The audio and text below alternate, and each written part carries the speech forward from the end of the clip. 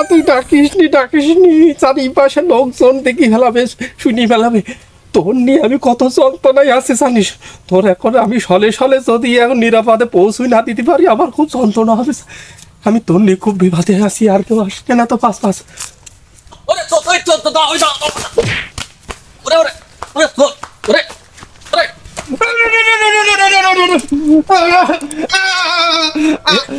এই মাসুম স্যার, তুই মুরগি চুরি করনি কোন যাচ্ছিস? আমি মুরগি চুরি করিনি, আমার বাড়ির মুরগি আল্লাহর গিরি করছি।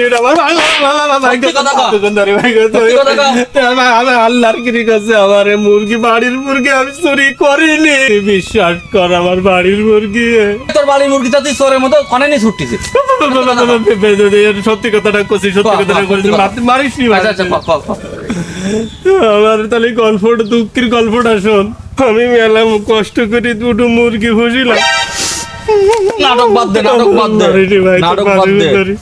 হ্যাঁ, তাই কি এই দুটো মুরগি কত কষ্ট করে পুষেছি, কত হাজার ডিম যে আমার এই দুই মুরগিতে দিয়েছে।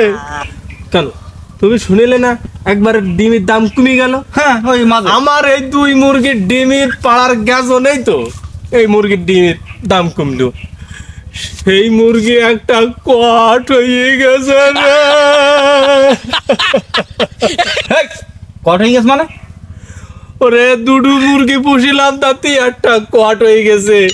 আর একটা মুরগি আমার কাছে আছে, এর একটা নিরাপত্তার তো দরকার না। এখন এই নিরাপত্তার জন্য তো আমি এই মুরগিটার একটু চুরি করে নিয়ে যাচ্ছি ওই নিরাপদ জায়গায় পৌঁছে দিতি।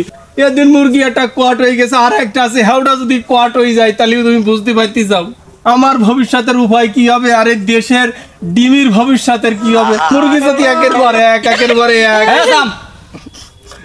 পর এক যদি আবার এইভাবে কট হতে থাকে, তাহলে তো মনে করো দেশে মুরগি শূন্য হয়ে যাবে। আর যে দেশে মুরগি শূন্য, সে দেশে পুষ্টি শূন্য, সে দেশে ডিম শূন্য, সে দেশে মনে করো বিভিন্ন কারণে শূন্য আর কি। আমি এই জন্যই তো আমি এই মনে দুঃখী নিরাপদ জায়গায় পৌঁছে দিতে যাচ্ছি।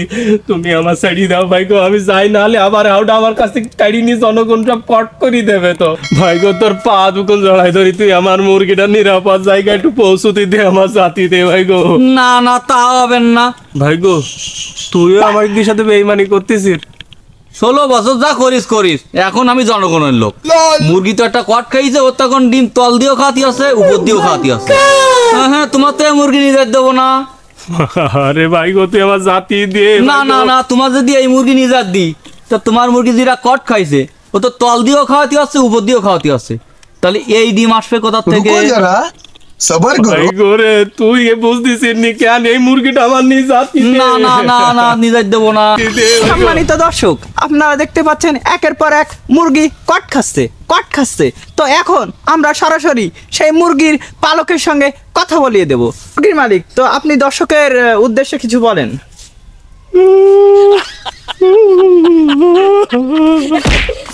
থামেন, জনগণের উদ্দেশ্যে বলেন, লাইভই আছি।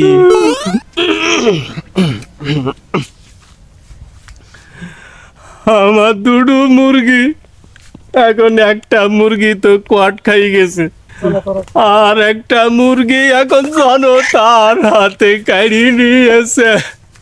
আমি মুরগির মালিক, আমার কি হবে আল্লাহ জানে।